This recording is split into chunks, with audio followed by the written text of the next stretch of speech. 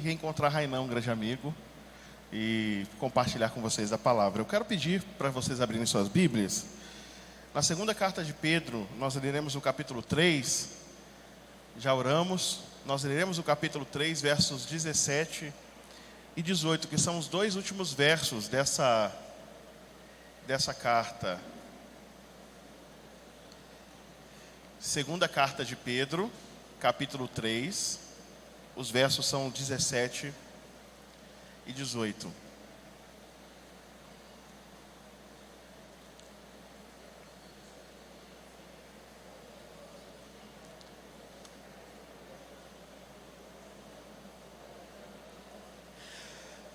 Diz assim o texto da palavra de Deus: Vós, pois, amados, prevenidos como estáis de antemão, acautelai-vos.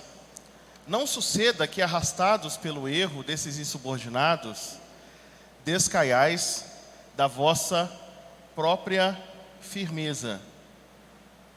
Eu vou ler o verso 18 na minha Bíblia. Antes crescei na graça e no conhecimento de nosso Senhor e Salvador Jesus Cristo. A Ele seja a glória, tanto agora como no dia eterno. Meus caros, minhas caras, a primeira coisa que a gente precisa entender, relacionada ao tema do nosso congresso, é que é muito mais fácil falar da palavra crescer, ou ficar repetindo o verbo crescer o tempo todo como uma meta, do que de fato entender o que é crescer, o que é alcançar a maturidade. E eu vou tentar explicar nessa manhã por que esse tema é um tema fundamental para vocês, fulcral na verdade. Eu vou tentar fazer isso visitando alguns textos da Bíblia e mostrando algumas coisas da Bíblia para vocês, porque nós vamos entender crescimento a partir da Bíblia. Bom, obviamente, a maior dificuldade de falar de crescimento é porque as pessoas que vêm para um congresso de jovens, elas dificilmente estão interessadas em qualquer tipo de assunto que não seja engraçado, interessante, que envolva a sua capacidade de rir e se divertir. Muita gente não vai negociar isso de jeito nenhum, porque é para isso que muita gente comparece em eventos de jovens. Mas o problema é que, beleza, vamos imaginar que a gente entregue para vocês isso que vocês querem apenas. Claro que a gente pode entregar isso também. Que a gente entregue um momento de louvor bom, coisas engraçadas. E vamos imaginar que a gente não tenha o momento para a gente falar sério. E o que vai acabar acontecendo? O que vai acabar acontecendo é que você nasceu num país pobre. Provavelmente a maior parte de nós aqui é pobre. Provavelmente a maior parte de nós aqui, se não está estudando, já estudou. Eu acho que a maior parte de nós estuda ainda. Fica ouvindo, você precisa estudar, você precisa ser alguém, você precisa conseguir uma profissão. Só que a maior parte das pessoas que viveram antes de você já ouviram isso. E elas continuam trabalhando, ganhando menos do que precisam para viver, casando com pessoas que elas depois se divorciam ou se casam mal. Elas continuam fazendo escolhas que são escolhas ruins na vida. A maior parte das pessoas faz essas escolhas ou acaba não conseguindo ter sucesso. E quando chega no fim, a pessoa ela organiza, sendo da igreja, ela luta para que a igreja organize algum momento para que se possa dizer tudo aquilo que ela queria ouvir quando ela era jovem. E ela traz o filho dela e os filhos de outras tantas pessoas para virem. E aí, como aquela pessoa que agora é velha, ou é idosa, ou é jovem, adulto jovem, aquela pessoa, ela já passou por isso e ela já falhou, e ela quer te ensinar como você não vai falhar, o que muitas vezes acontece é que você chega aqui, pensando que talvez com você seja diferente, porque você é jovem, tem a vida toda pela frente, tem uma porção de oportunidades, e no fim das contas, daqui a 20 anos a gente pode voltar aqui e você ser, se estiver na igreja ainda, o adulto que vai querer que o seu filho de 16, 12, 13 anos ouça aquilo que você não ouviu e por isso você não tem um bom trabalho. E assim as pessoas vão perpetuando o fracasso na sua trajetória de formação, na sua trajetória de vida. Quero que vocês entendam, irmãos, que a gente está tentando de novo, e está tentando mais uma vez, fazer com que vocês consigam ouvir alguma coisa que sirva. Então eu vou tentar mostrar para vocês, eu quero que vocês olhem para lá, eu quero mostrar para vocês que, para além daquilo que a gente pode dizer de um texto, e explicar o texto de forma agradável, de coisas que envolvem trabalhos que talvez você não conheça, mas que você precisa conhecer. Por exemplo, olhem para lá e você vai perceber, deixa eu ver se eu consigo aqui uma base que permita que eu mexa no mouse bem. Não consigo. Pronto, consegui. Primeiro, que o texto bíblico não foi escrito do jeito que chegou na sua Bíblia. Ele foi escrito assim. Isso que está aqui é um papiro. E esse papiro que está aí, está numa língua que 98% das pessoas do mundo antigo não sabiam ler. E esse texto é tão caro escrever nesse negócio aí, nesse papiro, porque esse papiro, essa carta, por exemplo, foi escrita para essa região aqui, ó. Deixa eu mostrar para você. Ó, as cartas de Pedro foram escritas para Cária, Lícia, Panfilha, Licaônia, Capadócia, Bitínia, toda essa região que está aqui. Mas o lugar de onde vem o papiro não está no mapa, mas está aqui, ó. É o delta do Nilo. Então, primeiro que alguém teve que ir lá para a beira do rio, pegar uns matos, abrir o mato, formar umas folhinhas, passar goma, colar essas folhas, deixar secar no sol, transformar no papiro, fazer mais ou menos umas 50 mil dessas, colocar num navio e levar isso para as pessoas poderem escrever. Aí essa cartinha chega, esse texto chega para cá, esse papiro chega aqui, provavelmente nessa região aqui, a região da Síria, e aqui alguém pega uma tinta escura, que pode ser de várias naturezas, eu não sei qual natureza era, porque pode ser tanto de tinta de polvo, quanto pode ser de resto de carvão. Vai pegar uma pena, vai comprar aquilo com que dá para viver 50 dias o dia de salário de alguém, e vai escrever uma carta. Só que ele não tem muito dinheiro para comprar, então ele vai fazer o papiro assim, ó. Ele vai fazer com as letras todas coladas, não tem divisão de palavra, não tem pontuação, não tem acento. Toda vez que você vê esse sinalzinho aqui em cima, é uma abreviatura. Por quê? Porque como tem muita coisa para escrever e tem pouco papiro, porque o papiro é muito caro, eles abreviam e eles tiram palavrinhas. Se a palavra é uma palavra que você consegue entender com 5 letras, e ela tem 6, você tira a última letra e aí coloca a palavra ali, para que você possa gastar menos espaço. Aí alguém escreveu esse texto que está aqui. Esses textos foram sendo copiados, porque muita gente achava isso aqui importante. Esse texto que a gente leu, que você vê aqui, ó, isso que você vê aqui em português, nesse cartaz, começou num papiro lá no Egito, depois foi para a Ásia, para ser escrito por alguém que gastou 100 dias, 50 a 100 dias no seu dia de trabalho, escreveu aquilo com muita dificuldade e economizando espaço. Alguém teve que pegar aquela carta e levar aquela carta a pé, porque não tem cavalo, não tem navio. O que geralmente as pessoas fazem é levar a pé. Alguém levou aquela carta a pé e fez algumas cópias da carta para levar aquela carta para... Eu vou mostrar para vocês aqui, ó, os lugares que estão listados lá na primeira carta. A primeira carta diz assim, ó. Eita, abriu o lugar errado.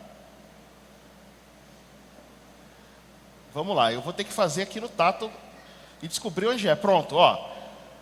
Uma carta para o Ponto, uma carta para a Galácia, uma carta para a Capadócia, uma carta para a Ásia e para a Bitínia, ou alguém pegou essa mesma carta e saiu andando todos esses lugares. Aí você vê esses lugares e você pensa assim, poxa, beleza.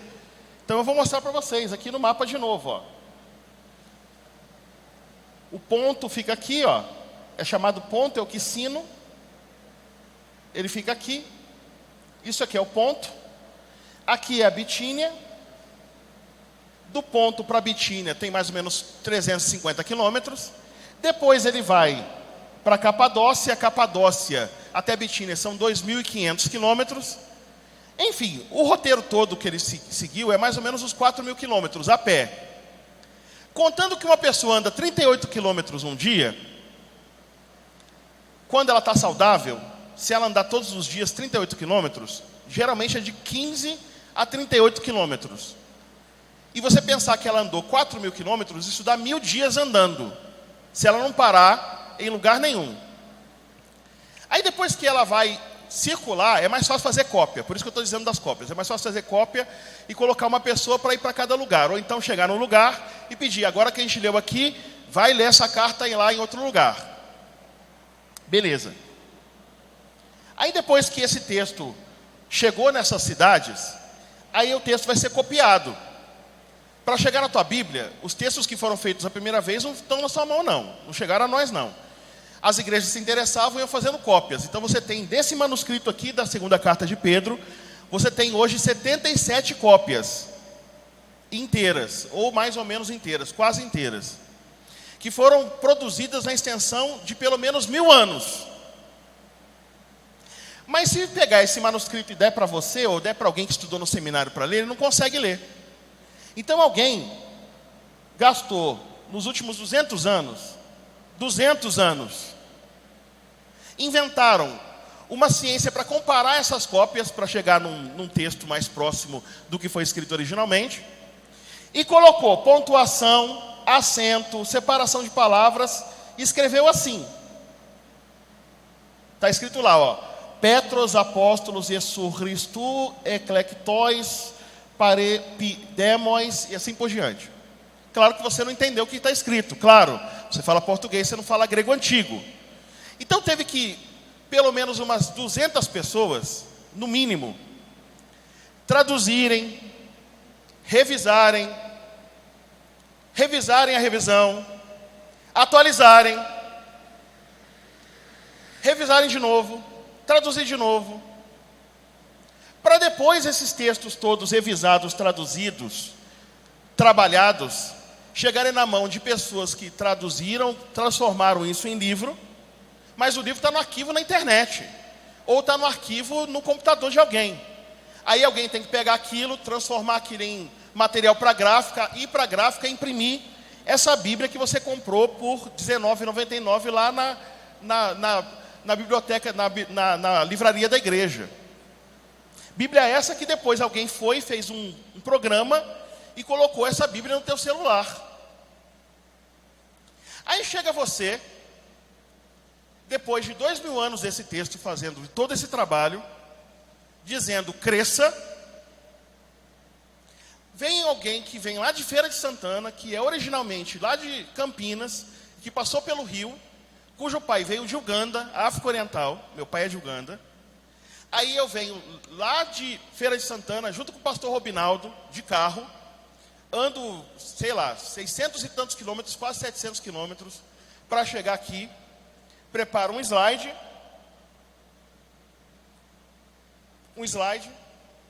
cheio de imagem, com texto, organizo um texto, porque tudo que eu estou falando está escrito. Eu decorei o que eu escrevi há 5 semanas atrás, para falar aqui. Aí eu apresento isso tudo para você.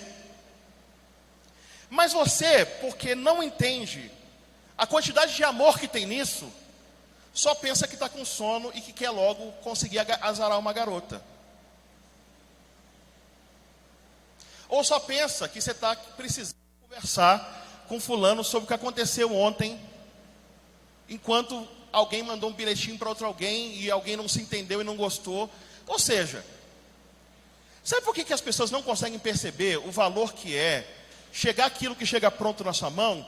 É porque ela não cresceu, ela é imatura e ela não sabe o valor das coisas.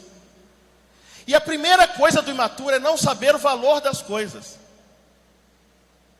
E isso não começa agora com você aqui nesse congresso sentado e me ouvindo. Isso começa quando você chega e senta para comer alguma coisa que você não gosta e reclama para sua mãe, ou reclama para o seu pai, se é que você tem o privilégio que muitos não têm de ter pai e mãe.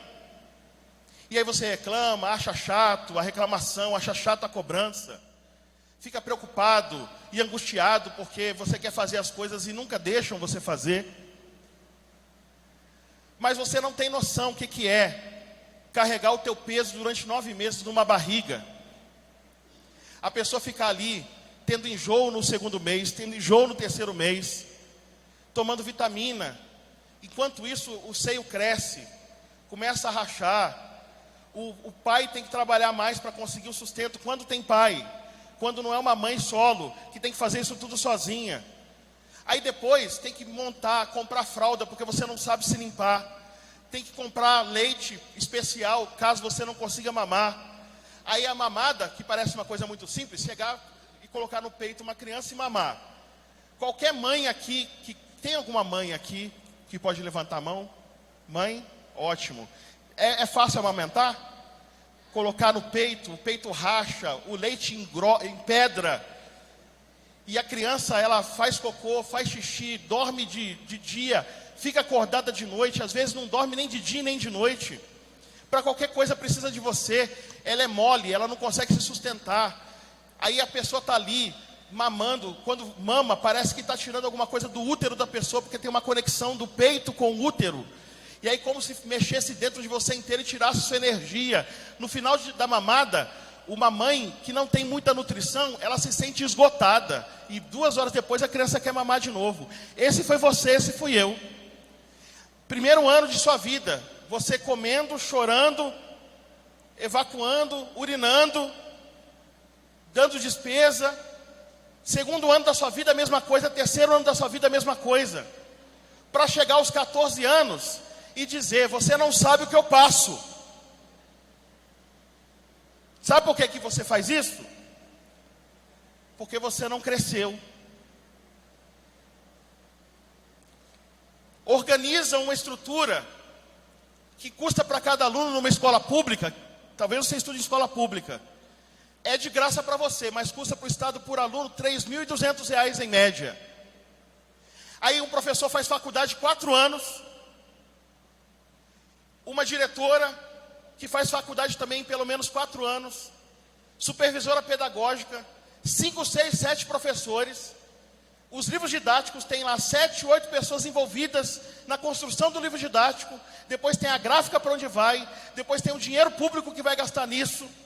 E aí você pega aquele livro, joga ele assim e fala assim: eu queria ser gamer, eu não quero esse negócio de escola, porque isso aqui é uma porcaria, não serve para nada.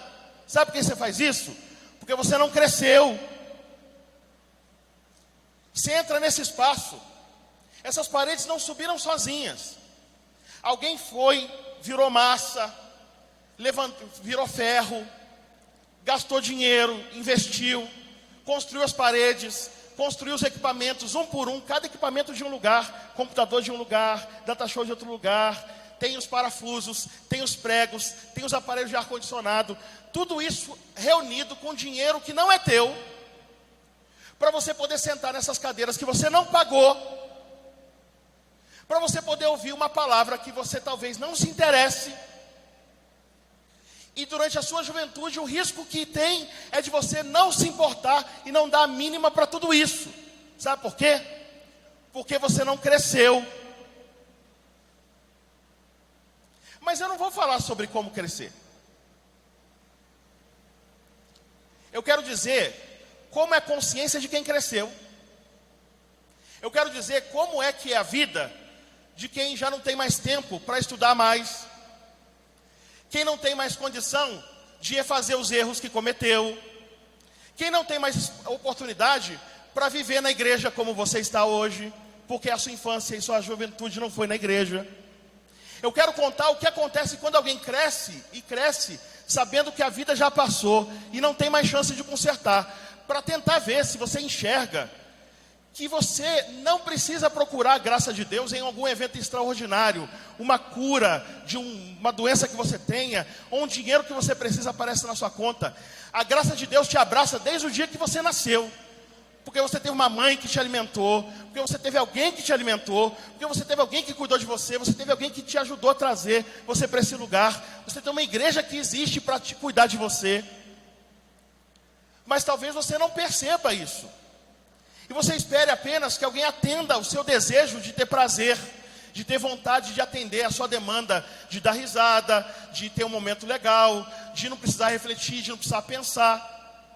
Mas chega um dia e é desse dia que eu quero dizer, que você não tem alternativa, que não tem mais música, que não tem mais alguém pagando para você, que não tem mais alguém arrumando coisas para você.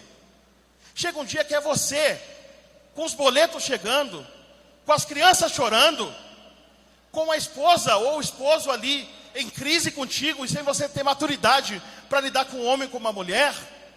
E nesse dia que os boletos chegam, que a formação não aconteceu porque você não se formou, que a maturidade não chegou porque você não investiu, que a maturidade emocional não chegou porque você foi infantil e continuou criança, adulto, nesse dia, você vai querer ter ouvido o que eu disse nessa manhã.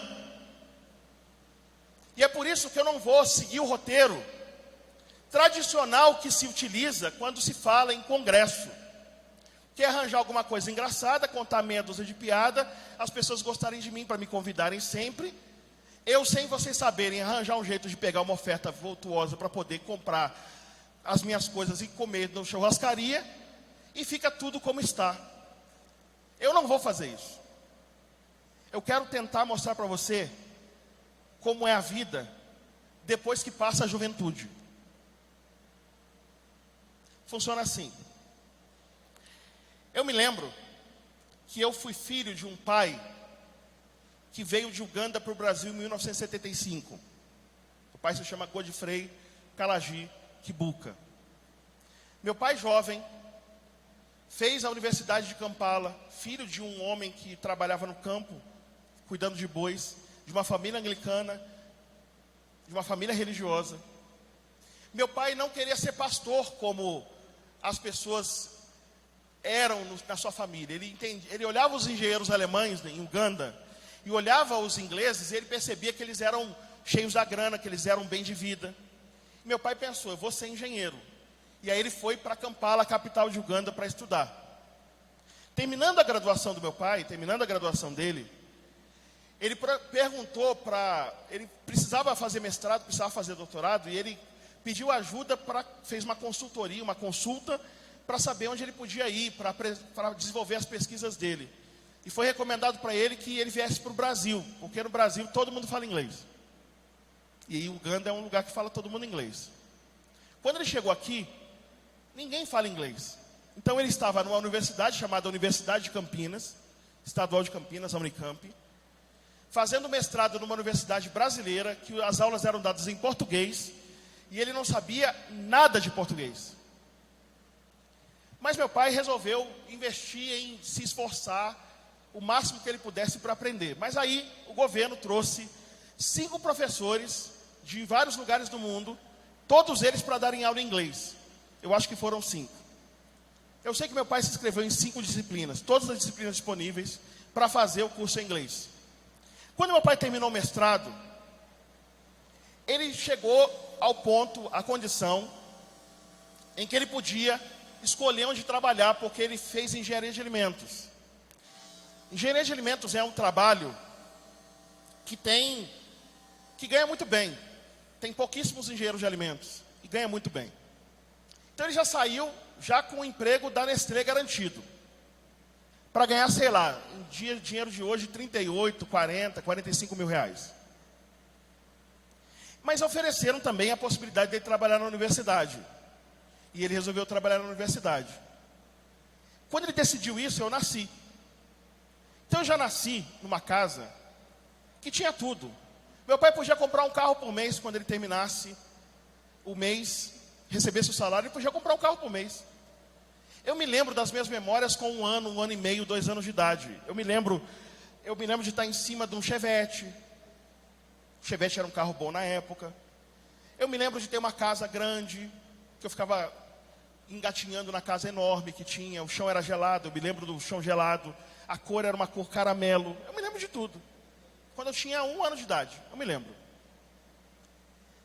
Mas de repente, meu pai tinha tanto dinheiro, mas tanto dinheiro, perto da minha mãe, que era de uma família muito pobre, de um avô, meu avô, pai dela, que abandonou a família para beber e depois, não aguentando mais apanhar, a minha avó largou todos os filhos e fugiu lá de Sumaré, onde eles viviam. E lá onde eles viviam, lá em Sumaré.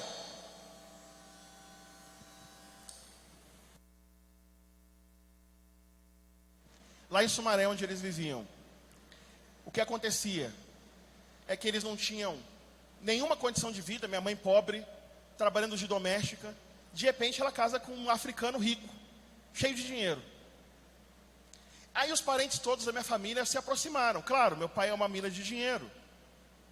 Aí os parentes todos se aproximam, interessados em conseguir algum tipo de virtude ou vantagem, dinheiro por causa da riqueza do meu pai. E eu me lembro, pequeno, de ter contato com minha tia, de ter contato com meu tio, eu me lembro deles.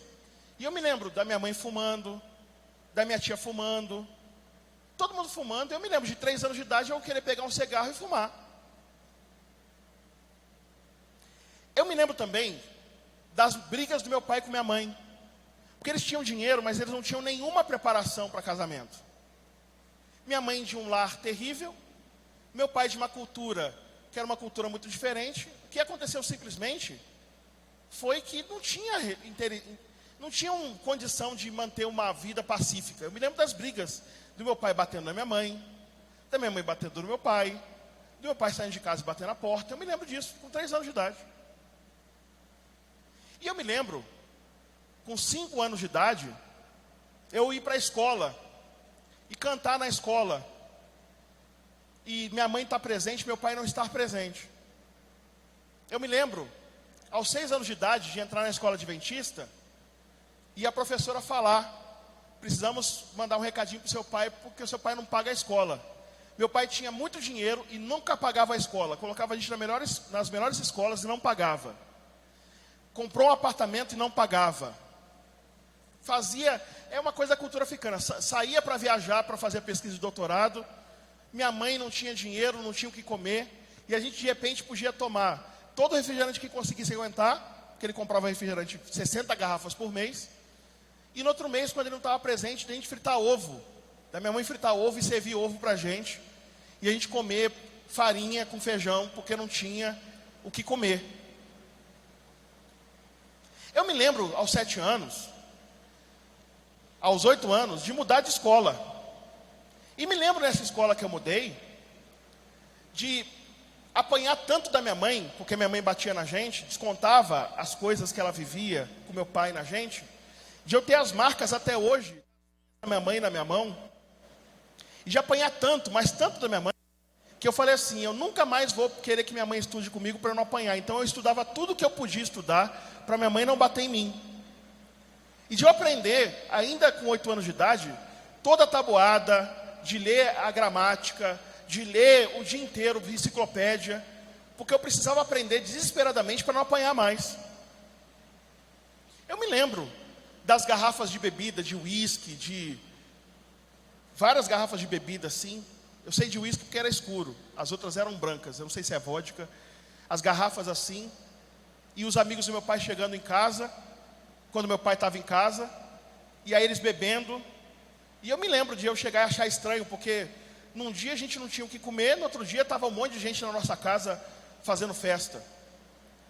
Eu me lembro quando eu cheguei na 5ª série, que tinha um colega japonês, que eu sempre fui melhor aluno da classe, mas esse japonês era melhor do que eu em matemática. E eu me lembro de eu pensar: como que eu vou conseguir ser melhor do que esse japonês?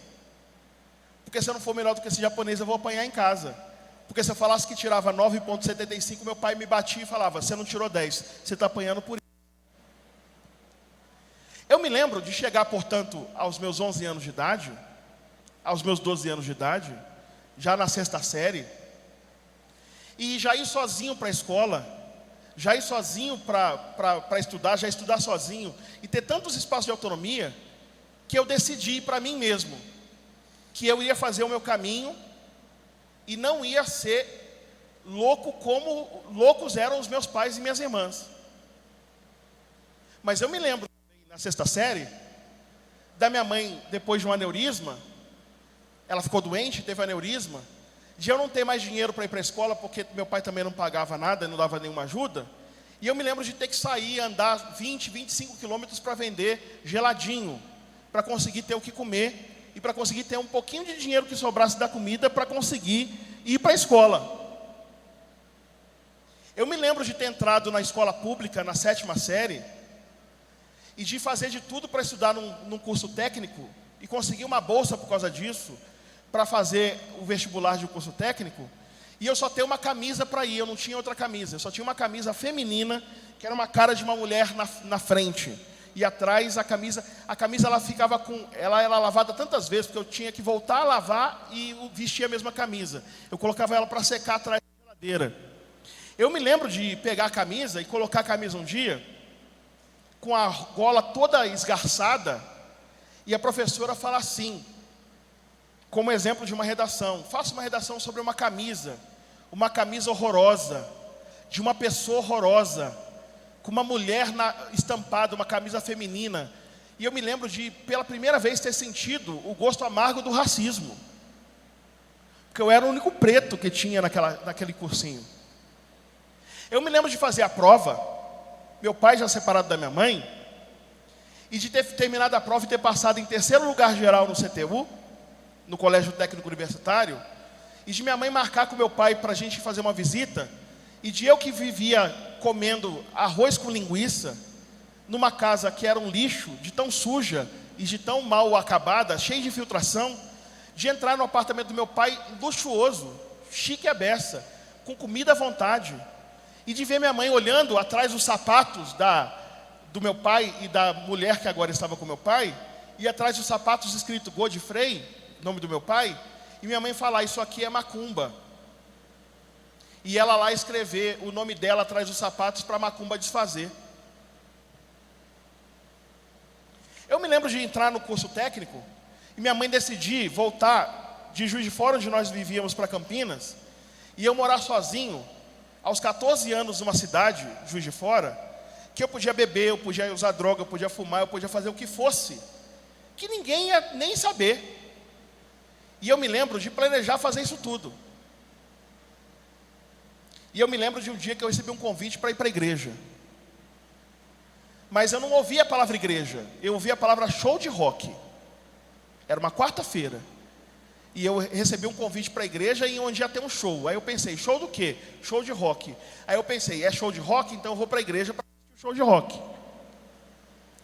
Porque aí, se eu virar roqueiro, já junta com minha vontade de usar droga, de encher a cara como os meus colegas de CTU, e pronto, já junta tudo e já vou conseguir me dar bem.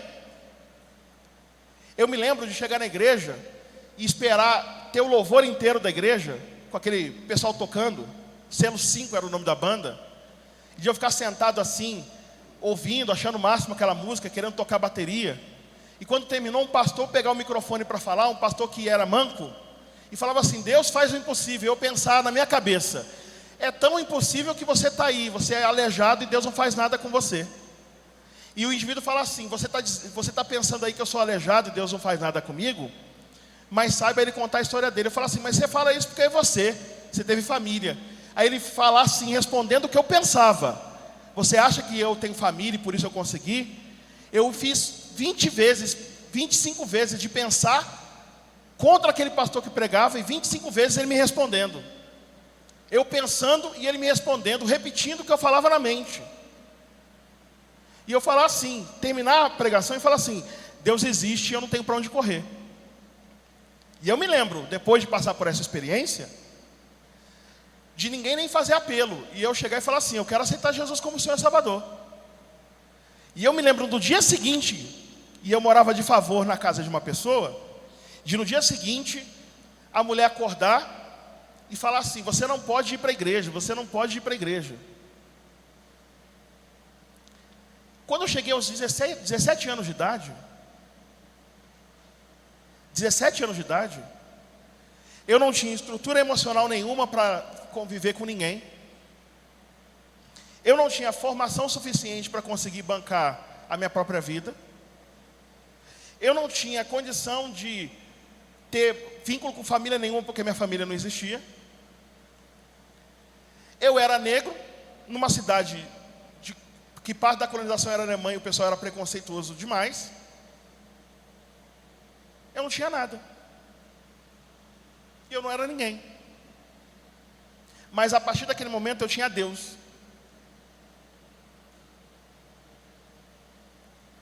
E aí começou. a Deus me ensinar a crescer. Porque se ele tivesse feito a proposta conversando comigo numa pregação, igual eu estou fazendo aqui, não ia rolar. Então ele tinha que fazer coisas incríveis. Porque eu era muito difícil. Era muita coisa errada na minha família. Então Deus começou assim. Eu morava de favor no final da Avenida Independência, num apartamento. E aí eu fui expulso dessa casa e fui expulso na seguinte situação. Eu falei assim, eu quero viver para Deus. Eu quero viver para Deus. Eu vou andar certo. E eu morava de favor nesse apartamento. A mulher que me acolhia nesse apartamento, uma senhora de 60 e poucos anos, viajou e disse assim, não deixa ninguém entrar. Eu disse assim, tudo bem, não deixo ninguém entrar. Na semana que ela viajou, chegou uma mulher, linda, uma sobrinha dela, linda. Chegou uma mulher, subiu direto, bateu a porta, eu abri. Quando abri a porta, era essa mulher. Falou assim, eu vim aqui porque eu estou com cãibra, você pode me ajudar com a cãibra? Esticou a perna, ela estava de saia, esticou a perna assim, para mim, para eu puxar a perna dela. Aí eu falei assim, não vou te tocar não, pode sair daqui agora, vai embora. Sim, mas eu estou com cãibra, me ajuda aqui, resolve o meu problema. Eu disse assim, não vou resolver esse problema não. Porque eu já sabia que mais importante do que meu prazer imediato era a confiança que foi depositada em mim de que eu não deixaria ninguém entrar. Porque se eu resolvesse a questão do meu interesse por prazer, eu estaria desonrando quem me deu casa. Eu aprendi isso na igreja. Além de saber que eu tinha que viver uma vida correta.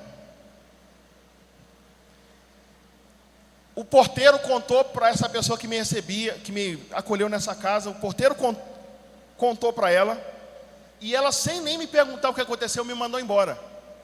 Mas eu não tinha onde morar. Então eu fui viver de favor num bairro chamado São Judas Tadeu, que era para lá de onde Judas perdeu a bota. Não dava para ir a pé para a faculdade, como eu podia ir andando 12, 13, 14 quilômetros de onde eu morava para a universidade. Aí eu tinha que estudar, sendo alguém que sempre teve boas notas, eu tinha que arranjar dinheiro de favor ou trabalhando. Eu era muito ajudado e escolher os dias que eu ia. Se tinha aula de segunda a sexta, eu ia segunda, às vezes eu ia quinta, para não ser reprovado em nenhuma disciplina. E eu estava no final do curso, era minha profissão, eu ia ser eletricista. Técnico eletricista. Pois bem, num dos dias que eu escolhi para ir para a aula, eu acho que era uma terça-feira, eu fui à aula, e quando eu cheguei na aula, estava o recrutador da Becton Dickinson Indústrias Cirúrgicas. Falando assim, nós queremos os 3 melhores alunos dessa turma para fazer prova na Becton Dickinson. Tinha uma lista na mão dele com os alunos, em ordem de nota, e eu mesmo faltando mais de 70% das aulas, eu era o 5º aluno da turma. Eram 3 apenas, eu era o 5º. Tinha 2 pessoas que vinham de uma cidade chamada Santos Dumont, que eles, nos anos que a gente estudou no CTU, eles nunca chegaram atrasados 1 minuto sequer. Eles nunca faltaram. Salvo engano, era Rodrigo e Rogério, o nome dos 2. Eles eram o 3º e 4º. Nesse dia eles atrasaram. Aí o recrutador chamou: Rodrigo, não estava. Próximo, Rogério, não estava. Próximo, Brian. Falei, sou eu. Assim, muito obrigado, vocês vão receber uma ligação, tal. Aí, quando ele saiu da sala, o recrutador, entram na sala Rodrigo e Rogério. Aí eu falei, Deus me deu esse trabalho. Nessa época eu já morava num aluguel de vestido de noiva. Salvo engano era isso. Deixa eu lembrar. Não, ainda não era. Depois eu vou contar a história do aluguel de vestido de noiva. Eu ainda morava em São Judas Tadeu. No meio do caminho eu mudei para esse aluguel de vestido de noiva.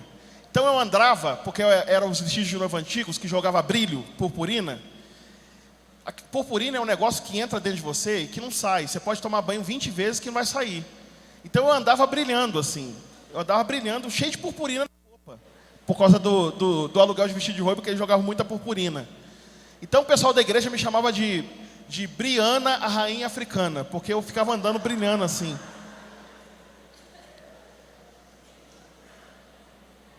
Chegou o telefone do recrutador, ligaram para o colégio, marcaram as datas do recrutamento. E eu fui ser recrutado, era lá num bairro chamado Fábrica, que não era perto de onde eu estava. Mas eu não tinha dinheiro para ônibus, eu tinha que ir a pé. Dava para ir. Aí eu saio 3 da manhã para chegar lá 7 horas da manhã para fazer a primeira prova. Primeira prova para conseguir um estágio na Becton Dickinson. Nesse dia chove torrencialmente a noite inteira em Juiz de Fora. Quando eu chego lá 6 e pouca da manhã, eu estou ensopado. Aí eu fico na frente de um ventilador. Tem um ventilador aqui. Fico na frente do ventilador num boteco, do lado de um posto de gasolina. Ainda existe esse posto lá, na frente da Becton Dickinson. Acho que ainda existe. Eu fico na frente do ventilador, pegando aquele vento, para ver se seco, mas eu não sequei direito. Quando eu chego lá, toda cadeira que eu sento, eu levanto, fica aquela marca de molhado na cadeira assim. E vai fazendo as provas, psicotécnico, e dinâmica de grupo, isso e aquilo. Eram 10 pessoas concorrendo. Eram 4 vagas de estágio. No final eram 3, no meio era 3, no final eram 2. Por fim, era só uma para a eletricidade. Quando terminou, nós chegamos à entrevista do psicólogo. Gente, eu não tinha a mínima condição de passar a entrevista de psicólogo nenhum. Porque depois que você vive tudo isso que você viveu, você não tem mais... Você dá bom dia a cavalo, você chama o urubu de meu louro. Não tem como você conseguir passar num teste psicológico. Eu não ia passar. Mas eu fui fazer a prova. E a psicóloga disse assim, olha só... Nós temos uma política na empresa, era uma multinacional, a gente não permite proselitismo religioso. Então eu tenho umas perguntas sobre religião para fazer. Você é de alguma igreja? Aí eu pensando assim, se eu responder que sou, aí ela vai perguntar o que eu penso sobre proselitismo. E eu vou responder, eu tenho a chance de mentir e conseguir o trabalho, eu tenho a chance de falar a verdade e perder o trabalho para sempre. Ela estava grávida, eu acho que de uns 5 meses, a barriga dela estava saliente assim. Aí eu falei assim, a pergunta, você é de alguma igreja? Eu disse assim, não sou de igreja nenhuma não, eu sou servo do Senhor Jesus. Eu quero dizer que o Deus que eu sirvo diz que, ainda que uma mãe se esqueça do filho que mama, eu mostrei a barriga dela assim, e se esqueça desse filho, Deus não vai se esquecer de mim, porque Ele escreveu o meu nome na palma das suas mãos. Quando eu falei isso, ela arregalou o olho para mim, olhou, ficou desconcertada e falou assim, muito obrigado, me mandou sair da sala. Eu pensei assim, perdi o emprego, não tem problema, mas eu não vou ficar com essa culpa. Eu estou no pátio, uma semana depois, no pátio do CTU, um dia que eu consegui ir também. Só acontecia no dia que eu conseguia ir. E lá no pátio do CTU, está o pessoal falando assim, eu cheguei cedo, ninguém me via, então eu cheguei cedo assim, estavam meus colegas numa rodinha. Aí eu estou ouvindo eles falando, esse Brian é um maluco, um pilantra, que não faz o curso direito, que não serve para nada. E ele vai conseguir a vaga? Aí eu pensei, que vaga? Eu cheguei e perguntei, né? Aí o rapaz parou de falar, ninguém falou nada.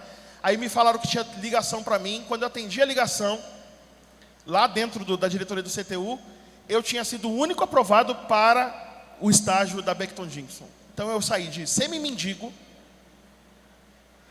para alguém que tinha café da manhã, quando eu chegava, almoço, quando chegava meio-dia. Meu horário de sair era 3, mas eu não saía às 3. Eu ficava até às 6 para poder jantar. Eu jantava.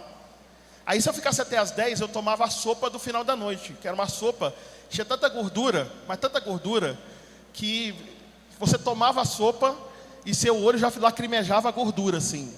De tanta gordura que tinha na sopa. Eu me lembro que eu peguei aquela sopa, tomava como se fosse a coisa mais gostosa do mundo, e para economizar o ônibus, pegava o ônibus da empresa para casa. E ganhava lá os meus R$300 da bolsa. Na verdade eram R$146,77. Depois aumentou. Eu trabalhava o dia inteiro, eu falava assim, eu só tenho essa chance para conseguir ter algum dinheiro na vida. Aí eu comecei a trabalhar. Vou trabalhar. E eu trocava lâmpada, por exemplo, lâmpada fluorescente. Se fosse lâmpada HO, uma lâmpada fluorescente grande, até hoje eu olho a lâmpada, sei se ela está queimada. Porque eu fui aprendendo a mexer em máquinas complexas. Eu trabalhava tanto, que que quando chegou o final do meu estágio, mais ou menos 7 meses de estágio, chegando para o final, resolveram me contratar como assistente de eletricista, ganhando R$1 e alguma coisa por hora. Com esse dinheirinho que eu ganhava por hora, com as horas extras, eu montei minha casa, montei as coisas que eu precisava, comprei fogãozinho, geladeirazinha, tudo direitinho. Comecei a construir minha vida. Mas eu não tinha estrutura emocional para nada. Eu não tinha estrutura. Porque eu não tive como tratar isso na minha vida. Eu não tinha dinheiro para ir para psicólogo. Eu não tinha o pastor para me atender, porque o pastor preferia dizer que eu era um largado na vida e que falar para as meninas que eu queria namorar, que não era para namorar comigo porque eu não ia ter futuro. Você vai namorar com esse traste aí, ele não tem futuro. Pois bem, vocês percebem que... Pode parar. Alô? Vocês percebem? Vocês conseguem perceber que além do que eu pensava que era a minha infância, havia um mundo real? Um mundo real que precisava de trabalho, precisava de estrutura emocional, precisava de estrutura espiritual, que precisava de capacitação,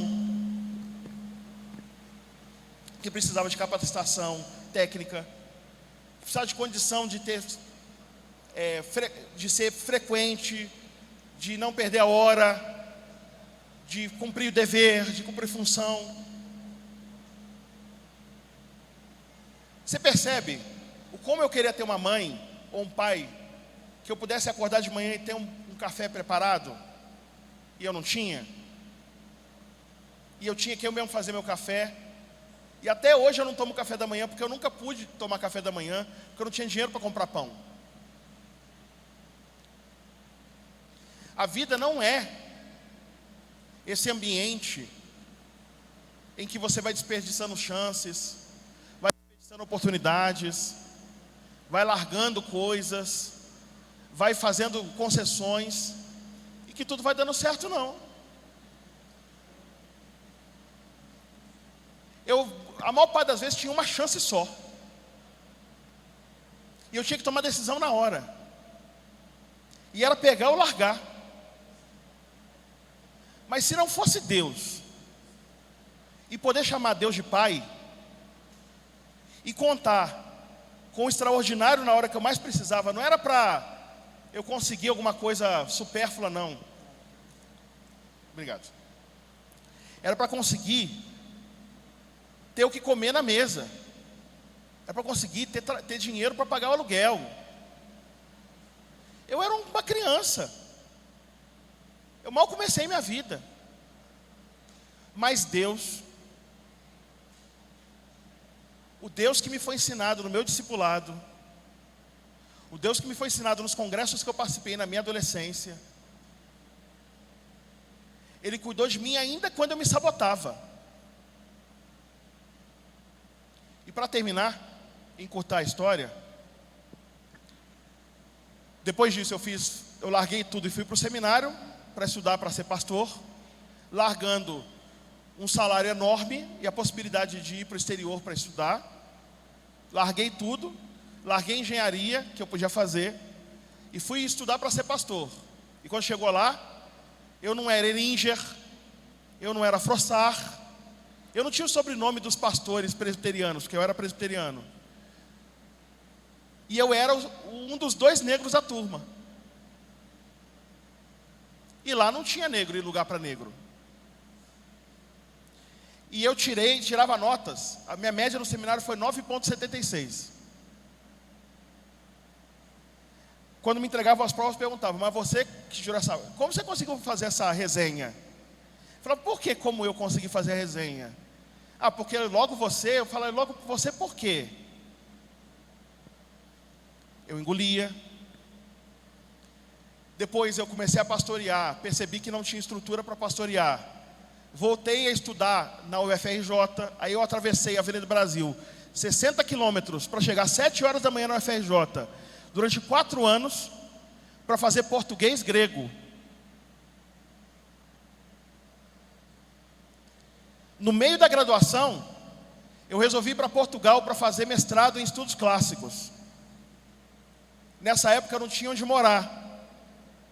Eu morava perto da Praça Cruz Vermelha, no Rio de Janeiro, num hotel, que eu chamo de hotel, mas não é hotel, onde as prostitutas, elas faziam os seus serviços. Os prostitutos lá da Central do Brasil, Praça Cruz Vermelha, eu morava lá, porque lá era onde eu podia pagar.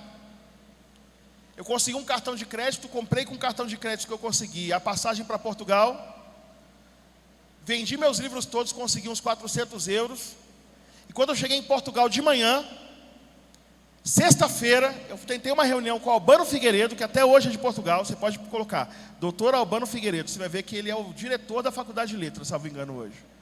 Ele marcou comigo para arrumar um lugar para eu morar. Eu não tinha dinheiro para morar. Ele me deixou esperando de 11 da manhã até 19h45 da noite, e aí mandou a secretária dizer: não posso te atender, você tem que voltar segunda-feira para ver se consegue alguma coisa. Só que eu não sabia para onde ir, e eu só tinha pouco dinheiro no bolso. O que eu fiz? Saí com minhas 2 malas, desci à Universidade de Coimbra, é uma ladeira, fui para a Baixa, porque lá é na parte alta, fui para a parte de baixo da cidade, parei na frente de uma vitrine de uma loja de um antiquário, porque começou a chover. Aí eu me protegi debaixo da marquise do antiquário. Fiquei olhando um livro assim, era Antígona de Sófocles, uma tragédia. Eu pensando assim, uma tragédia aqui, uma tragédia acolá, né? Porque tragédia é tragédia. O rapaz saiu lá de dentro e disse assim: você gosta de tragédias? Eu disse assim: gosto, eu estudo isso. Disse assim: você estuda onde? Eu estudo em Coimbra. Ah, minha esposa estudou no Brasil. Onde que ela estudou? No Rio de Janeiro. Eu sou do Rio de Janeiro. Ela estudou o quê? Tragédias. Eu disse assim: eu também. Disse assim: você está hospedado onde? Eu disse assim: eu não estou hospedado em lugar nenhum. Ah, então espera aí que eu vou te colocar no carro. Me colocou na Mercedes dele, me levou para a casa do estudante. Eu tinha 400 euros, cada diária na casa do estudante era 70 euros. Acho que era isso, ou eram 2 dias que eu ia ficar e ia dar 70. Eu ia acabar com o meu dinheiro, eu ia passar fome lá e morar na rua. No dia seguinte eu saí andando, sem rumo, procurando um lugar para morar. Eu parei numa esquina perto da faculdade onde eu ia estudar, numa esquina assim, cansado de tanto subir morro. Aí uma moça falou assim: ô! Aí eu falei: oi, tudo bem? Disse assim: brasileiro? Disse assim: sou brasileiro. Disse assim: estás procurando lugar para morar? Estás a procurar lugar para morar? Ele disse assim: tô. Ah, vem morar aqui. Quando eu cheguei lá, era 100 euros para morar lá. Aí eu tinha uma casa, que era a 200 passos da universidade. Eu descobri que todos os meus colegas moravam, tinham que pegar ônibus, e o ônibus era 5 euros, era caro, eu ia gastar meu dinheiro todo. Primeiro dia da faculdade, assisto a aula, não tenho roupa de frio, porque lá faz muito frio, não tinha roupa devida, adequada. O frio terrível. Aí os meus colegas chamaram: vamos almoçar com a gente. Falei assim: vou. Aí eu pensando: vou, mas eu vi os almoços lá, era 30 euros, 20 euros. Eu tinha 400, gastei 70. 330, gastei 100, 230. Para passar todo o período de estudos em Coimbra, não dava. Aí quando eu cheguei lá, água, garrafa d'água. O nome da água era Pé na Cova, né? Água Pé na Cova. Um pãozão desse tamanho, australiano. Uma laranja que parecia a laranja de tu, aquela laranja de gigante. Bacalhau e natas. Pá! Arroz, pá! Azeite à vontade, pá! Eu pensei assim: cara, vou morrer no dinheiro aqui. Eu cheio de vergonha assim, como que eu vou fazer? Vou comer só hoje, não vou fugir desses caras. Quando chegou na hora de pagar: quanto é, senhora? 1 euro. Porque as cantinas lá cobram 1 euro para a refeição. Eu falei assim: o quê? Eu vou comer aqui todo dia, toda hora, porque é 1 euro por dia. Aí eu comia 1 euro, comia bastante, enchia bastante. Pode encher, enche aí. Aí comia, aí chegava à noite e comia, aí eu não precisava tomar café, nem precisava tomar café da tarde. Quando eu saí de Coimbra, o meu dinheiro acabou. Sobrou no meu bolso, depois que eu tomei uma sopa no aeroporto, vindo para o Brasil, 75 cêntimos, 75 centavos de euro. Eu não ia ter casa para morar no Brasil, eu desci no aeroporto, o aeroporto era o aeroporto Santos Dumont. O Galeão, dá para você morar nele, porque o Galeão não fecha. Então você fica lá no banco sentado, dá para tomar banho no banheiro, né? Mas o Santos Dumont fecha durante a noite. Eu falei assim: gente, Se Deus me sustentou até aqui, eu confio em Deus. Então eu vou sentar aqui e Deus vai me abençoar. Eu sentei, coloquei o pé em cima da mala, abri um texto para ler e comecei a ler um texto. Aí de repente eu ouço a voz, Braio! Aí eu falo, Braio? Aí quando eu olho para trás, meu colega de faculdade disse que a esposa dele falou para me buscar no aeroporto para eu ir morar na casa deles. Eu não tinha nem contado para ninguém que eu não tinha onde morar. Eu não gosto de macarrão. Aí fui morar na casa deles. Quem alimentava a família toda, a gente comia sempre na casa da sogra dele. Na verdade, da avó da esposa dele, que era uma nordestina, que o prato que ela mais cozinhava na vida era macarrão. Toda manhã, macarrão, à tarde, macarrão. Era macarrão, macarrão, macarrão. E eu comia macarrão como se fosse a última refeição. E de repente saiu o concurso para ser professor substituto na UFRJ. Aí eu falei, vou fazer a prova. Estudei pra caramba. Traduzi o Xenofonte. Xenofonte, porque é tradução, a prova. Tem a prova de aula. Aí quando chega na hora da prova, cai Platão. Aí eu falei assim, eu dei uma risada pensando assim, me lasquei. A professora pensou, olhou e depois me contou. Ele sabe tudo da prova. Tirei 10 na prova. Prova de aula que eu era bom, tirei 8. Fiquei em primeiro lugar no concurso, saí de semi-mendigo, desabrigado, para ganhar um salário de, sei lá, na época, 5 mil reais. Quem abriu essas portas foi Deus. Mas teve a necessidade de amadurecer, de ler durante toda a madrugada, de não fazer turismo como meus colegas portugueses, de valorizar as oportunidades que me davam, de aprender quando eu tivesse dinheiro que eu precisava trabalhar minhas emoções, e eu fiz 7 anos de terapia. Que eu não podia casar com qualquer mulher, porque a minha vida era muito específica e muito difícil. Então tinha que ser uma mulher guerreira que aguentasse o rojão, porque eu decidi que eu ia entregar minha vida para Deus, já que Ele salvou minha vida. E eu fui pastorear no meio dos milicianos do Rio de Janeiro, tomando tiro e bomba explodindo do meu lado. E Deus me deu minha esposa Edeni, que é a melhor esposa do mundo, porque ela é a pessoa que aguenta e tem estrutura para essas coisas. E a gente fica bem. Terminei a graduação, dei aula na FRJ, terminei o mestrado, terminei um segundo mestrado, ingressei no doutorado, terminei o doutorado, a caminho para a Sorbonne, fiz um concurso em Feira de Santana, 35 candidatos, 15 com doutorado, eu não tinha terminado o doutorado ainda, eu fui o único que passei no concurso, não podia ir para a Sorbonne mais. Tudo bem, eu sou um funcionário público. Aí a Sorbonne, a professora da Sorbonne manda um e-mail falando assim, vai ter congresso, estamos te convidando. Eu pensando, tá bom, eu vou. Mas eu vou assim, eu vou quando der. Assim, o secretário vai entrar em contato contigo. Aí o secretário Bertrand entrou em contato comigo. Que horas você quer a passagem? Disse assim, passagem para onde? Passagem para Paris. Aí ele mandou a passagem. Ele mandou a passagem para Paris, o hotel que ficava no Deuxième Arrondissement, acho que era o segundo. Paris é um caracol, então ele mandou o hotel na região nobre da cidade, que dava para ir a pé onde eu ia apresentar a conferência. E eu que passei a vida toda citando Violaine Sebiot-Couché, Pauline Schmidt-Pantel, Claude Calame, fui dar uma conferência a convite na Universidade de Paris, com esses professores sentados numa mesa redonda, e eu falando em francês, que eu tinha aprendido 2 meses atrás.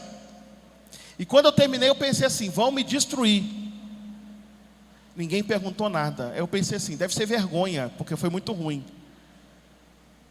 Aí depois disseram assim, eles não têm medo, não têm piedade de ninguém, Brian. Cada coisa que eu fui conquistando, foi conquistado a partir de uma premissa fundamental que se chama maturidade. E a primeira maturidade que eu tive que ter foi essa aqui, ó. Vós, pois, amados, prevenidos como estáis de antemão. Eu podia não saber me relacionar, eu podia não saber fazer amigos, eu podia não ter estrutura familiar, eu podia não ter pai. Mas eu tive que aprender a ter o que a gente chama de prevenção, que é isso aqui, ó. Vou mostrar para vocês. Vamos ver se vai aparecer, né? Pronto, apareceu. Deve ser aqui. Deve ser aqui. Opa. 2 Pedro 3,17. Deve ser aqui. Olha aqui. Prevenidos. A palavra que está ali em grego é prognoscontes.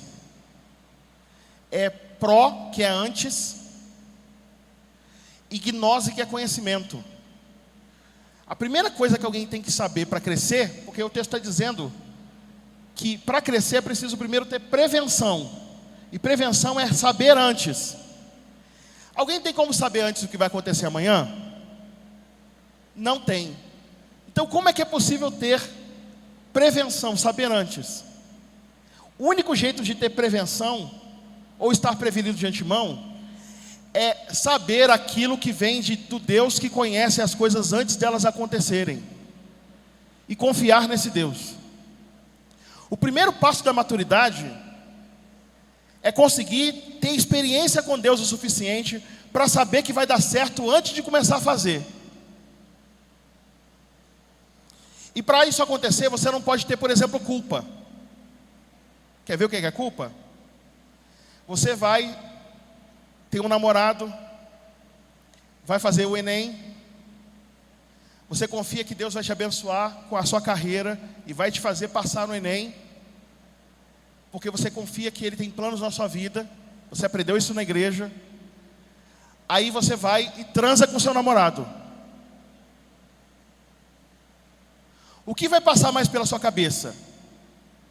A culpa por ter transado com seu namorado e ter enganado com isso seu pai, ter enganado sua mãe, ter que manter escondido da igreja, fazer isso de forma furtiva, precária?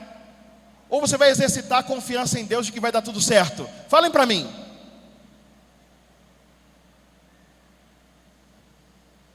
É claro que não dá para mapear o que Deus vai fazer por nós e confiar que Deus vai cuidar do processo, se alguém é entregue aos seus próprios prazeres, às suas próprias prioridades, às suas próprias paixões. Deus tem, depois desse nosso evento aqui, Ele tem coisas para dar para você, coisas para te abençoar, coisas para construir na tua vida, na tua família. Daqui a 10 anos, nós vamos descobrir coisas que foram desatadas na vida de vocês e foram desatadas aqui. Mas qual vai ser o obstáculo? O obstáculo vai ser você, em vez de entender que precisa confiar em Deus e caminhar num caminho reto, começar a pegar atalho e fazer uma vida dissoluta, cheia de desvio, cheio de erro, em que você vai estar mais preocupado em administrar o fato de você não conseguir se conter com coisas que podem ser trabalhadas, do que com conhecer o que Deus quer da sua vida. Por isso que o primeiro verbo que está ali é o verbo prevenir. Prevenção é tomar medidas antes que as coisas aconteçam. Antes que você possa se casar, você precisa amadurecer para conseguir encontrar o seu centro de equilíbrio, sua maturidade, para que você possa se relacionar com qualidade, sem tensão, sem angústia.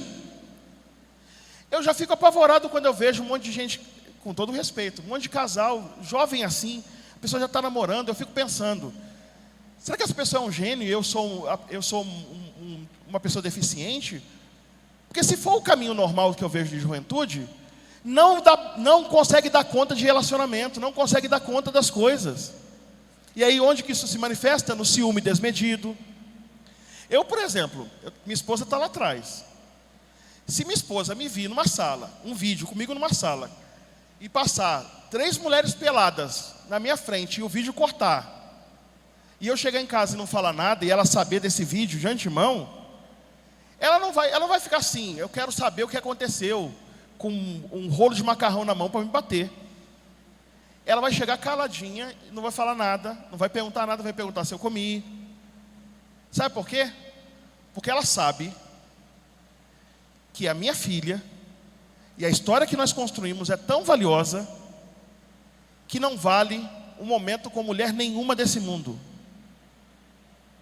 Ela sabe tanto disso que eu posso voltar de madrugada, eu posso passar 3 dias fora de casa, posso fazer o que for, que ela saberá que eu sou incapaz. E se eu por acaso decidir fazer isso, que vai ser a ruína para a minha vida, porque trocá-la por qualquer mulher vai ser a maior burrice que eu vou fazer, ela sabe que eu vou ser o primeiro a falar para ela assim: Edeni, eu vou te trair, então antes de te trair, eu estou pedindo divórcio. Ela sabe disso.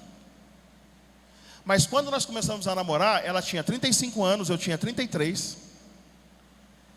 Ela nunca tinha beijado ninguém, com 35 anos.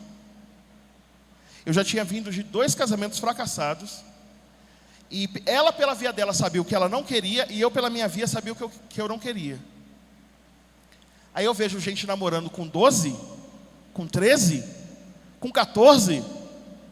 Aí tem crise de ciúme. Aí fica incerto como vai fazer.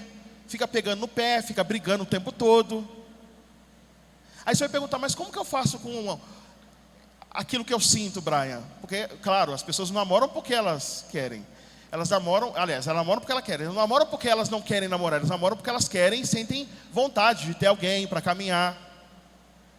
É proibido namorar jovem? Não é proibido. Mas você tem que responder essa pergunta todo dia: você está maduro? Você banca? Aí piora mais ainda quando começa a transar, quando começa a enganar, quando começa a sair com outras, quando começa a sair com outros, quando começa a chantagear, quando começa eu gosto de você, mas não dou bem com a sua família. Coisas que uma pessoa madura tira de letra, tá? Por exemplo, a minha família é uma bomba. A minha esposa tira de letra. Minha esposa, ela chega na minha mãe faz as chantagens dela, minha mãe faz chantagem.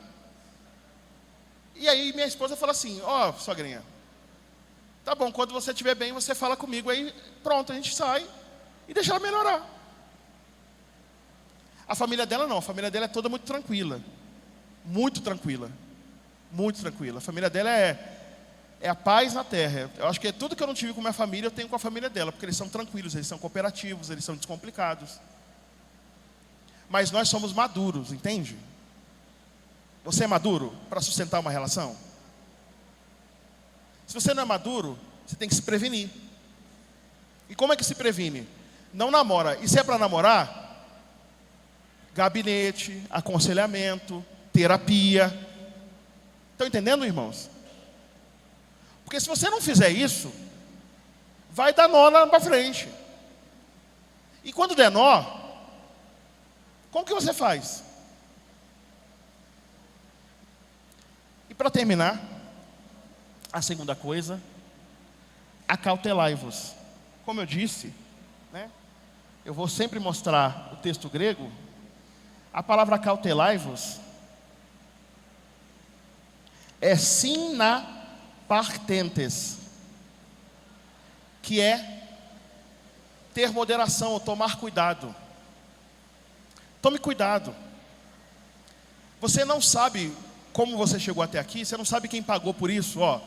Só que eu já vejo algumas coisas. Por exemplo, tem um som aqui. Tem um som, tem uma iluminação. Cada quarto lá da escola que vocês estão, quando não tinha ar-condicionado, tinha um climatizador, correto? Climatizador. Tem a igreja aqui também ocupada para quem não teve quarto. Pois bem, quando o climatizador queimaram alguns. Quando o som não fica bom, não é só você falar assim: o som está ruim, ponto. Seja maduro. Tenha cautela. Em vez de falar para o Rainan, ou para o pastor aqui da igreja: ah, não cuidou. Tenta imaginar, tenta pensar o que aconteceu.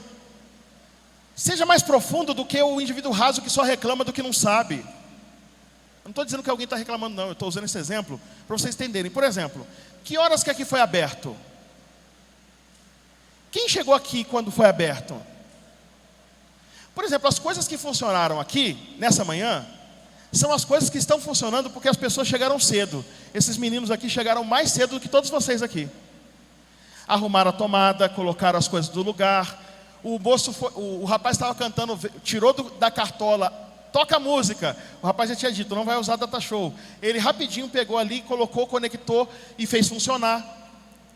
Sabe o que isso significa? Que aqui está o amor. Porque amor não é declarar paixão pelo outro, não. Amor é cuidar de alguém. É fazer por alguém alguma coisa que esse alguém nem vê. Tudo que está sendo feito aqui tem muito amor. E esse amor tem um propósito. Qual é o propósito? Segundo o Rainan, que está chegando aqui, e eu vou terminar. O propósito é o seguinte: o propósito é que você saia daqui um pouco mais maduro, um pouco mais firme na sua fé, um pouco menos inconsciente, um pouco mais engajado com sua igreja. Os irmãos estão entendendo? Um pouco mais cuidadoso com sua vida, com seu testemunho, um pouco mais conhecedor da Bíblia, para você construir a sua história e não ser produto apenas da graça de Deus se manifestando com um milagre, como foi na minha vida. Porque se você ouvir os bons conselhos que vão ser dados aqui e caminhar com eles, não vai precisar de tanto milagre, porque o milagre vai ser você ter ouvido a voz de Deus nas coisas simples que estão te cercando e que são presentes de Deus para a sua vida. Amém, irmãos? Eu quero então agradecer a escuta generosa de vocês, pedir que vocês possam refletir nessa nossa conversa, essa primeira exposição desse tema. E na próxima vez que a gente falar, eu vou falar um pouco de Bíblia para vocês. Vou conversar um pouco de Bíblia com vocês e como a Bíblia é importante para o crescimento. Deus abençoe vocês.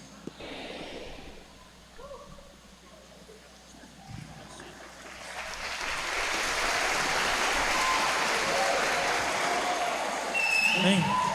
Fique de pé. E ouvindo o pastor Brian, uma coisa que todos nós precisamos tirar como lição, e aquilo que muitas vezes a nossa geração não consegue conceber, é que para chegar em todo lugar é preciso percorrer um caminho. Quem vê o pastor Brian e o seu currículo e por onde ele caminha, não conhece, quem sabe, essa história de que para lecionar nas maiores faculdades do Brasil e do mundo, foi preciso passar por esses momentos que ele mesmo acabou de dizer. E muitas vezes nós queremos chegar longe sem passar por nada. Nós somos a era onde tudo tem que ser instantâneo e nós queremos tudo pronto. Ninguém quer pagar o preço, ninguém quer abdicar, ninguém quer ter que não precisar fazer algo, ninguém quer ter que sofrer por nada. Queremos a curtição e no final queremos chegar no mesmo lugar que o outro chegou. Ouvi certa vez de um pastor, professor nosso no seminário também, e ele disse uma vez para mim algo que me marcou muito, e disse: Rainan, muita gente diz que legal, você chegou muito rápido a esse patamar, mas ninguém nunca me perguntou quantos livros eu precisei ler na madrugada. Ninguém nunca me perguntou quantas vezes eu precisei dizer não aos meus amigos para ficar em casa estudando. Ninguém nunca me perguntou o preço que eu paguei para chegar até aqui. Uma vez uma ovelha disse a mim, você vai lembrar disso: pastor, eu queria ser assim, eu queria ser novo como o senhor, ter seu carro, estar casado, ter sua família. Eu disse: pois é, filho, mas para chegar aqui, eu não fiz muita coisa que você está fazendo. Você não vai chegar lá porque você não está percorrendo o mesmo caminho. Queremos muitas vezes caminhar, me perdoem a expressão, em meio à sacanagem, em meio ao engano, em meio à depravação, em meio à mentira, achando que enganando os nossos pastores, estamos enganando a Deus. Espiritualidade feita de faces e faces, Instagram, e dentro da igreja uma espiritualidade absurda, mas em casa um depravado, um imoral, um incrédulo, um animal, me perdoa a expressão, mas é isso. Na frente do pastor, uma bênção, dá até glória a Deus e aleluia, Caprinho. Mas na escola é uma vergonha para a família. É essa a nossa geração. Geração que não se importa em envergonhar sua família. Não fiz muita coisa na minha história por um receio maior do mundo que eu tive, e na minha infantilidade, falo isso com vergonha, eu temia mais a minha família do que o meu Deus. E não fiz muita coisa para não envergonhar a minha casa, para não trazer vergonha à minha mãe. É muito fácil dizer que ama seus pais, né? Mas honrar é a forma de demonstrar o amor. Espiritualidade feita de stories, e na frente das câmeras todo mundo é lindo. Bota um filtro, né? Que as rugas somem. Bota até cabelo, Caprinho. Bota um filtro que você fica mais magro. Isso aí pra mim também. Bota um filtro, mas diante de Deus, querido, não existe filtro. Deus não se engana com o seu filtro bobo, infantil. Todo mundo tem que pagar o preço. Todo mundo. Para chegar até aqui, paguei o meu preço. Para chegar até aqui, pagou o seu preço, não foi, pastor Silvio? Não foi, pastor Igor? Todo mundo teve que pagar o seu preço. Caprini, se for cantar os tantos perrengues que passou, muitos. E você se acha lindo, sofrendo, porque tem alguns problemas a serem resolvidos. Seja bem-vindo à vida. Bem-vindo à maturidade. A vida é feita de desafios. Você quer ser alguém, cara? Começa a ser alguém para você mesmo. Para de tentar enganar o outro. Para de tentar enganar o seu Deus. O Senhor não se deixa enganar pelos nossos filtros. Todo mundo passou ou vai passar por algum tipo de vale. Eu não conhecia a história do pastor Brian nesse nível. E ele falando e eu ali pensando, é verdade. Até ele passou por momentos difíceis de ter que contar as moedas. Todo mundo vai passar. Só não passa quem ainda não alcançou o crescimento. Eu não acredito em uma juventude, e essa palavra eu acho que não existe, mas me perdoa usar e você vai me entender. Idiotalizada. Já ouviu isso? Nunca, né? Autoria minha. Você entendeu o que quer dizer? Uma juventude que é feita de idiota por esse mundo atual. Você é só o jovem besta que fala bobagem, que faz bestagem e que dá trabalho. Não é isso que a Bíblia fala. Não é isso que a Bíblia requer de nós. Quem é você? O que você pode fazer? Problemas vão acontecer. É preciso passar pelo vale? Sim, todo mundo vai passar, querido. Mas aonde você quer chegar? Está enganando Deus com seus filtros? Está enganando Deus com as suas palavras bonitas? Com o dialeto gospel? A paz do Senhor, meu irmão. Mas no escuro se comporta como um filho de Satanás, que engana, que mente, que se corrompe. Quem é você? Essa história do pastor Brian nos faz refletir. Eu quero te lembrar nesse momento que para alcançar lugares altos é preciso passar pelos vales profundos. Para alcançar os sonhos, para chegar a se tornar alguém, é preciso passar pelo vale. É preciso abdicar. É preciso estar disposto a fazer algo. Quando eu era adolescente, meu pastor me disse algo. Ele disse, eu estava prestes a ir para o seminário. Eu ia para Belém do Pará, eu estava passando por uma crise terrível. E ele disse, Rainan, quem quer chegar onde a maioria não chega, precisa estar disposto a fazer aquilo que a maioria não faz. Vou repetir. Quem quer chegar onde a maioria não chega, precisa estar disposto a fazer aquilo que a maioria não faz. E aquela frase marcou a minha vida. E depois daquele dia eu me dispus a fazer aquilo que a maioria não estava disposta a fazer. Com 18 anos saí de casa, fui para o seminário. Fui para Belém do Pará. sofri, comi o pão que o diabo amassou, voltei e o pau quebrou. E a gente precisa fazer aquilo que a maioria não faz. Viajava todo final de semana, sozinho primeiro, 500 km por semana para dar assistência a uma comunidade de 15 pessoas. Depois casei, Débora comigo, e os colegas dizendo: você é louco, para ganhar R$200 por mês, você é louco. E a frase na minha cabeça: eu preciso fazer aquilo que a maioria não faz. Você quer chegar onde a maioria não chega? Faça o que a maioria não está disposta a fazer. A sua geração é repleta, a nossa geração, repleta de pessoas que não estão dispostas a abdicar, pessoas que não estão dispostas a esperar, pessoas que não estão dispostas a ter que ouvir verdadeiramente a voz do Senhor. Faça aquilo que a maioria não faz.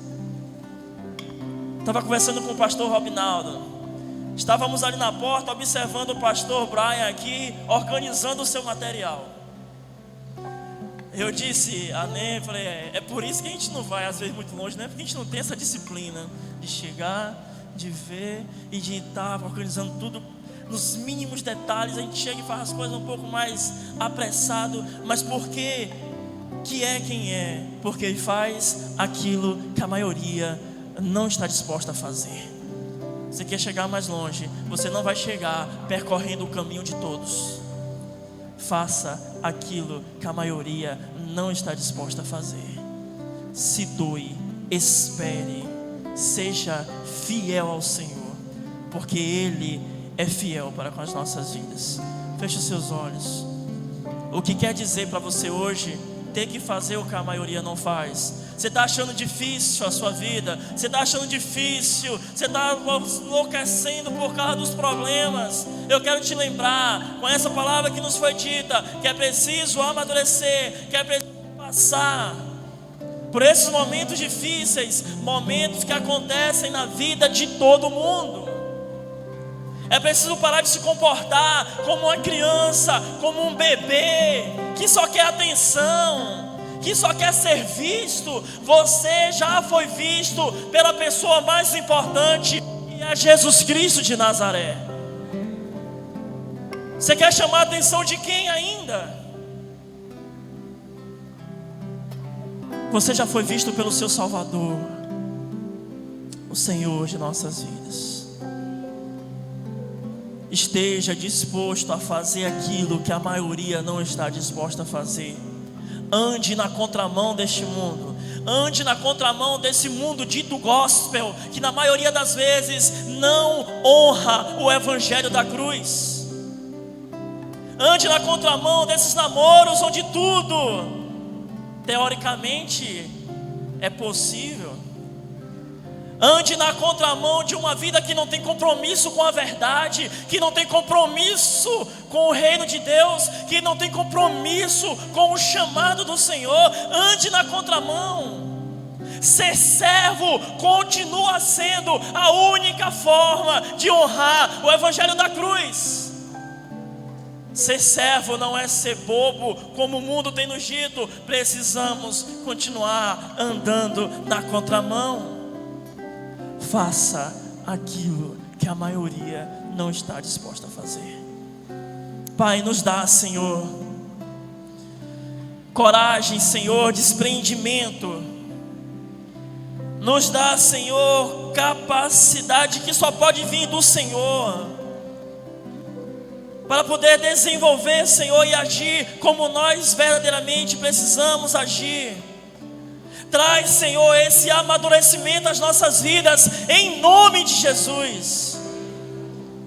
Nos faz, Senhor, jovens relevantes. Nos faz, Pai, jovens que marcam uma geração, jovens que deixam a sua marca,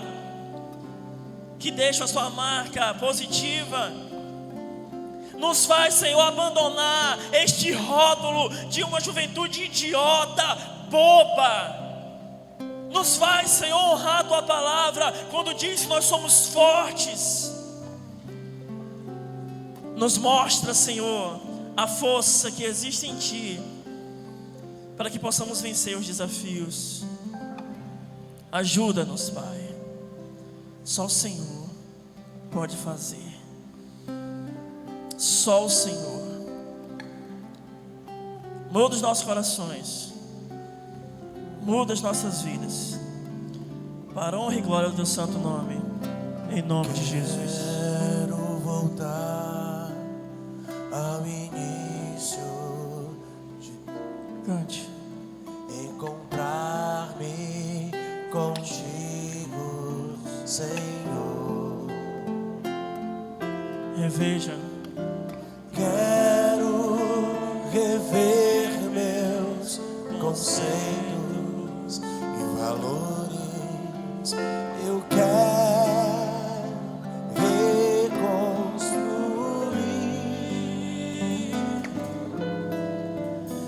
Vou regressar ao caminho, as primeiras obras, Senhor. Eu me arrependo, Senhor.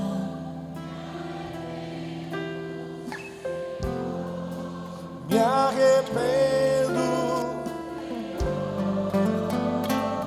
Eu quero. Eu quero voltar ao primeiro amor, ao primeiro amor. Eu quero voltar a Deus. Eu quero voltar ao primeiro amor, ao primeiro amor. Eu quero voltar a Deus. No nosso mundo, muitas pessoas já se renderam a essa ideia de que jovem não tem valor. Quem sabe você tem acreditado que sua vida não tenha valor. Quem sabe você se vê como uma pessoa irrelevante. Quem sabe você se enxerga dentro da sua comunidade de fé como alguém que não faz a diferença. Mas a palavra de ordem é: cresça.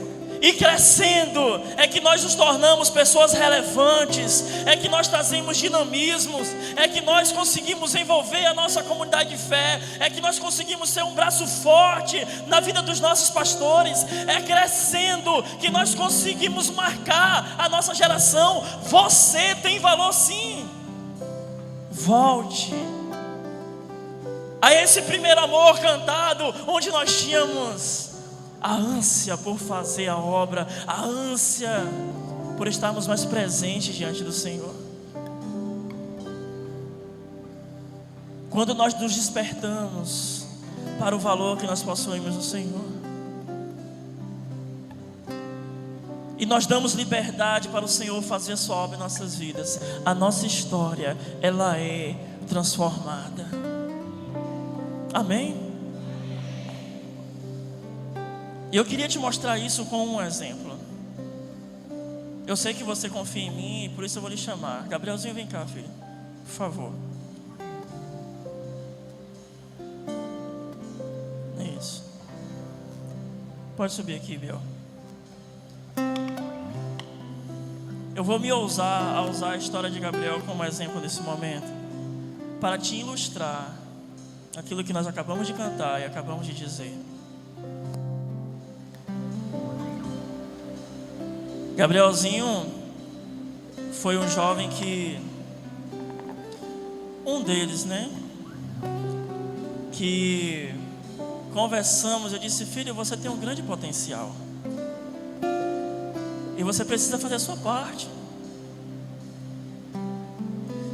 Ele disse: eu, pastor? Não. Quem sou eu? Estou mentindo? Eu disse: filho, você tem o poder de influenciar as pessoas. O Senhor tem uma grande obra fazendo na sua vida. Acorda, cara. Você não é só um moleque engraçado. Você não é só um moleque que está por aí, faz a resenha. Você foi chamado para algo maior. E mesmo sem querer, começou a trabalhar junto comigo. Foi?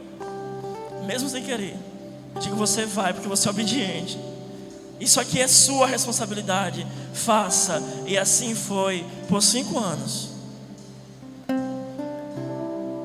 Eu saí de lá e cheguei a pensar que eu tinha me equivocado por algum momento. Senhor, será que eu me equivoquei? Até umas 2 semanas atrás, não foi? Que eu vi uma foto no Instagram da igreja. Gabriel dando uma notícia para a igreja. Dê a notícia para esse congresso. Bom dia, primeiramente, irmãos, graças e paz. Bom, como o pastor já falou, uma grande história, por mais que foram apenas 5 anos, começou a se construir, sabe?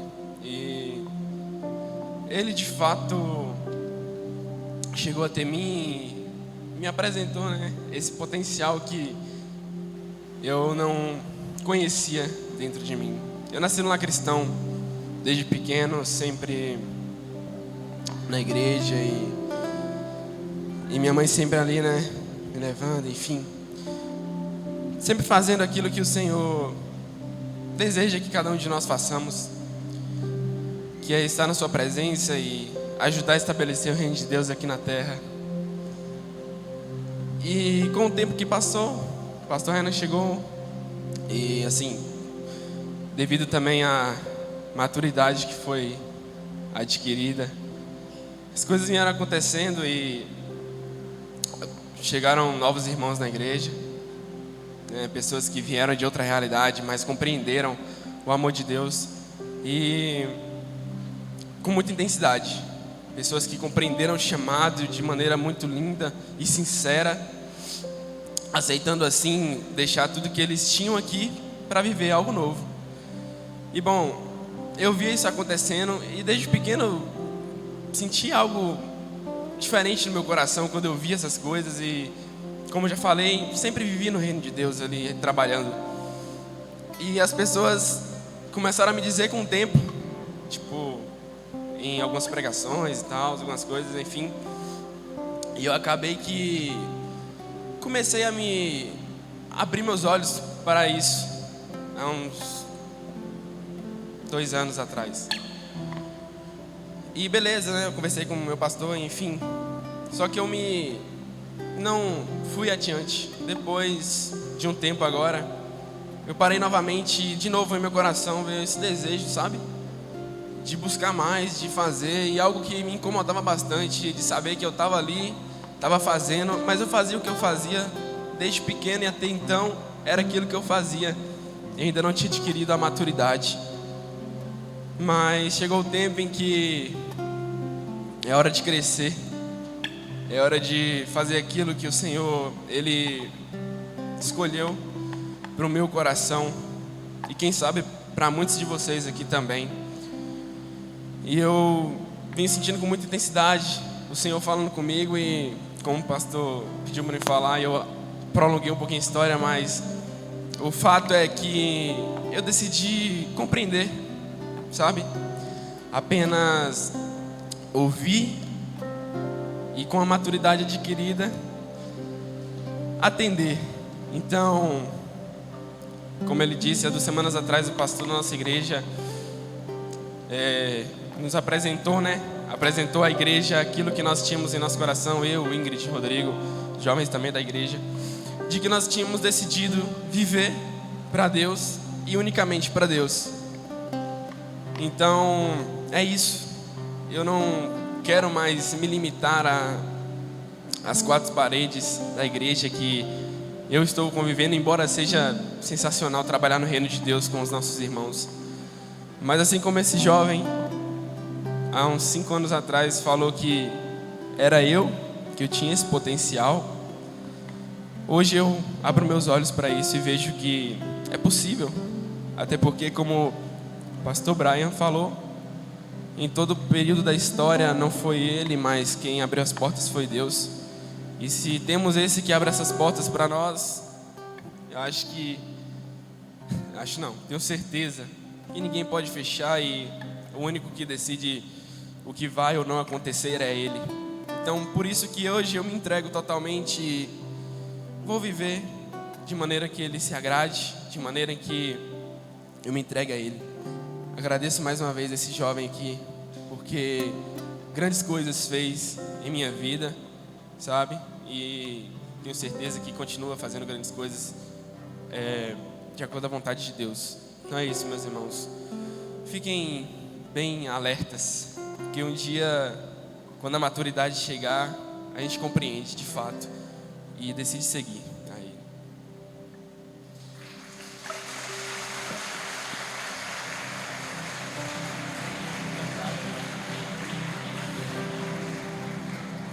A história de Gabriel, quem sabe se repete na sua vida. Gabriel era só um menino retardado, além de capenga. Você estava me devendo essa. Mas, queridos, o Senhor sempre usa aqueles que ninguém imagina que pode ser. Quem sabe você também é um deles. E o Senhor não te chamou para ser só um jovem retardado. O Senhor te chamou para algo muito maior. Seja na sua cidade, seja em qualquer lugar no mundo, o Senhor com certeza tem um plano na sua história. A grande questão é: até que ponto você está disposto a dar liberdade ao Senhor para agir na sua vida? Ouvir a voz de Deus é doloroso em muitos momentos, muitos. Mas a única consciência que nos mantém firmes é de que o nosso maior legado e a nossa maior riqueza é saber que estamos debaixo da vontade de Deus. Qual é a vontade de Deus para a sua vida e para a sua história? Não é o que esse mundo tem lhe dito. Você não é só um jovem ansioso que toma suas medicações, que faz as suas terapias e que é isso mesmo. Não, você é um jovem dotado de capacidades que o Senhor quer usar para algo muito maior do que aquilo que nós pensamos e imaginamos.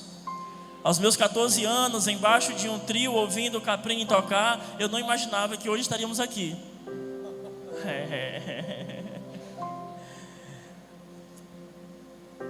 Os colegas, e você quem sabe mais velho, também nunca imaginava que um dia estaria aqui.